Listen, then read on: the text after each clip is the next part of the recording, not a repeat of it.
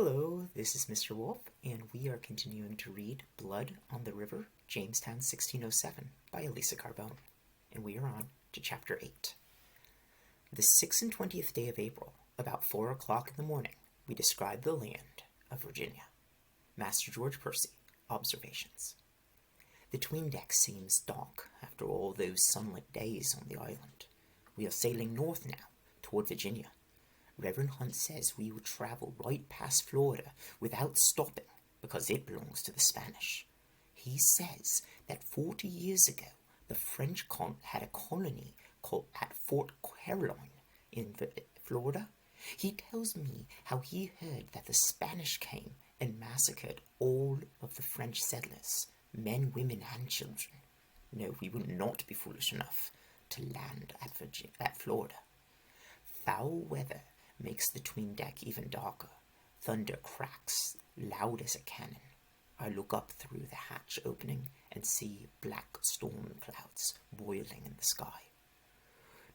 "Take in the sails," Captain Newport orders. Another crack of thunder booms and lightning flashes. I hear the wind whip at the riggings against the masts. The sea bucks and the ship rolls and jerks. Men begin to retch again, as if they were new to seafaring. The rain comes down in torrents, and when we shout that it is flooding in the 'tween deck, the sailors oblige us by covering up the hatch so that we are shut in the dark with only stale, vomit-scented air to breathe. Lanterns are lit, and they swing wildly, making shadows move like ghostly dancers. The gentlemen complain bitterly. We should go back to England, they say. We should have reached Virginia weeks ago. We must be off course. This voyage is ill-fated. I lie in my bed angry and discouraged.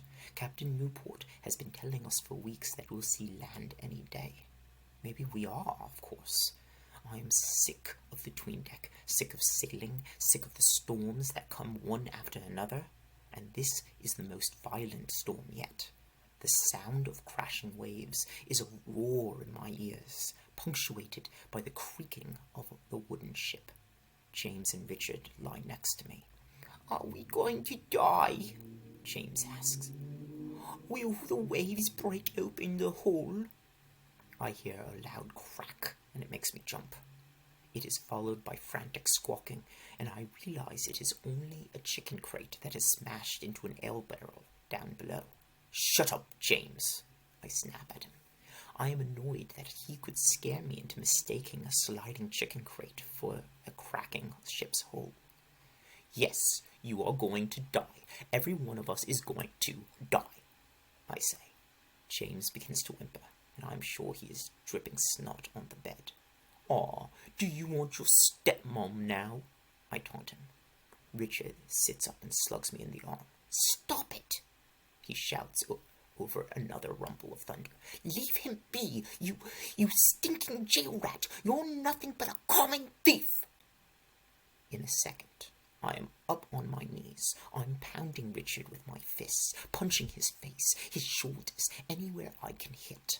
He is kicking, flailing. He kicks me in the stomach, and I can't breathe. James scoots out of our way and wails for Reverend Hunt. In the shifting shadows, it's hard to see. I swing. My fist connects to Richard's teeth, and I feel my knuckles cut open. Now Richard is on his feet. He whacks me in the side of the head. I feel dizzy, so I jump up, ready to meet him toe to toe. Strong arms close around my chest, dragging me back, away. I see Richard's face, blood dripping from his mouth down his chin. It is not Reverend Hunt who has dragged me away. I will not get a sermon on how fighting is not the Lord's way, how I must learn to act from love instead of anger. No, it is Captain Smith who has a hold of me. I know better than to struggle. He drags me to where the chain bolts lie, then releases me. "Stand on one foot," he orders me. I hesitate a moment, thinking this is a stupid thing he has ordered me to do. He cuffs me for my hesitation. It is the first time he has hit me, and it makes me want to run. But there is no place to run to. "Stand on one foot," he shouts. I can do this ridiculous thing or be cuffed again, harder. It is difficult to balance on the rocking ship, but I try. I lift my left leg, balance on my right. The ship lurches. I stumble, catch myself. I try again, fall against the barrel. Do it!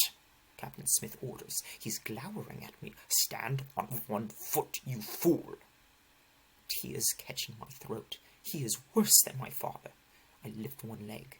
I balance for a split second, but Captain Smith shoves me, and I fall onto the tween deck floor. I shout in frustration. He stands over me. Does it work, Samuel? He demands. Can you stand on one foot when the storm rocks the ship? Can you keep your footing when I shove you? I am bewildered and angry. I shake my head. No, I cannot balance on one leg in a storm. Captain Smith picks up the chains that recently held him prisoner. In London, it may have worked for you. This standing on your own, treating other boys as if they didn't matter. In Virginia, it will not work. Do you understand me? The wilderness is like a ship in a storm. We will need one another to survive. He clamps the irons roughly around my ankles and wrists. If these blasted gentlemen refuse to learn that fact, then at least my page will learn it. This colony will need to stand on many legs if we are not to be toppled over in the Virginia wilderness. He goes back to his own bed, and I am left to try to find a comfortable way to sleep in my chains between two crates. Land ho! The shout comes before dawn. It is followed by a loud ruckus on deck, whooping and hollering, laughing and stomping. Everyone on the tween deck is awake in an instant. Captain Smith calls across to Reverend Hunt. Reverend, did you pray up that storm last night? From the sound of it, it blew us straight to Virginia. I am cold and stiff from sleeping chained, curled up in a small space like a snail. I rub my eyes, my head hurts and my jaw aches. I need a slop bucket badly, and there is none within reach. I'm too proud to call for help, though, so I grit my teeth and wait. Someone lights a lantern, and men begin to stir. Reverend Hunt marches Richard over to me. His cheek is swollen, and one of his eyes is turning purple. I'm proud of my handiwork. Richard looks at me, and I see a half smile across his face. I realize I must be purple and swollen too for him to look so satisfied. Reverend Hunt clears his throat. Richard has something to say, he tells me. Richard twists his shirt tail round his fingers. I'm sorry for hitting you, he says quickly, and I won't call you those bad names anymore. I wonder if he means it, or if he's just obeying Reverend Hunt. But mostly, I'm hoping someone will figure out that I need a slop bucket before I soil my slops. Captain Smith ambles over.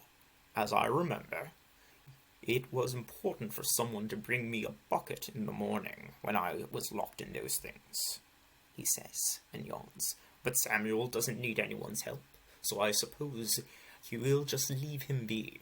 That's the way he likes it. The three of them start to walk away. I am about to burst. I jump to my feet. Captain Smith, sir, I call after him. Might I please have a slop bucket? Captain Smith looks at me and laughs. Me? An officer? Serving my own page? Ha, I think not. I dance from one foot to another. Why is he tormenting me? I certainly can't ask Reverend Hunt to bring it to me. Then I understand. Richard is the only one I can ask, the only one who should be asked to bring a slop bucket to another servant. I groan. I can't wait much longer, or I'll be embarrassed beyond words, and have no clean slops to wear. Richard! I try to keep my desperation out of my voice. I'm sorry for punching you last night. Bring me a bucket, would you? Richard glances at Captain Smith and grins, enjoying his moment of victory. But Captain Smith puts a quick stop to his gloating. Don't make the boy wait. Hop to it, he says. The moment Richard sets the bucket down, I drop my slops, have a seat, and relieve myself. Captain Smith seems satisfied with what I have learned about cooperation, and he unclamps my chains. Don't let your anger get the best of you, Samuel, he says. Learn to channel it, and it will become your strength rather than your weakness. I have seen that he has been channeling his anger at Master Wingfield and Captain Radcliffe into his writing. He is telling his side of the story. I turn my attention to the excitement at hand. Have we really found Virginia? Master Wingfield pounds on the closed hatch. I demand to know what is happening up there, he shouts. Finally, the sailors pull open the hatch and send down reports. We have entered a bay. There are tall trees along the sandy shoreline. There is no sign of savages. Then they tell us we are dropping anchor. A party will go ashore to explore. At last, we are allowed up on deck for our first sight of Virginia. It is green, quiet, and desolate. There are no natives coming to us in canoes as they did in the Caribbean islands.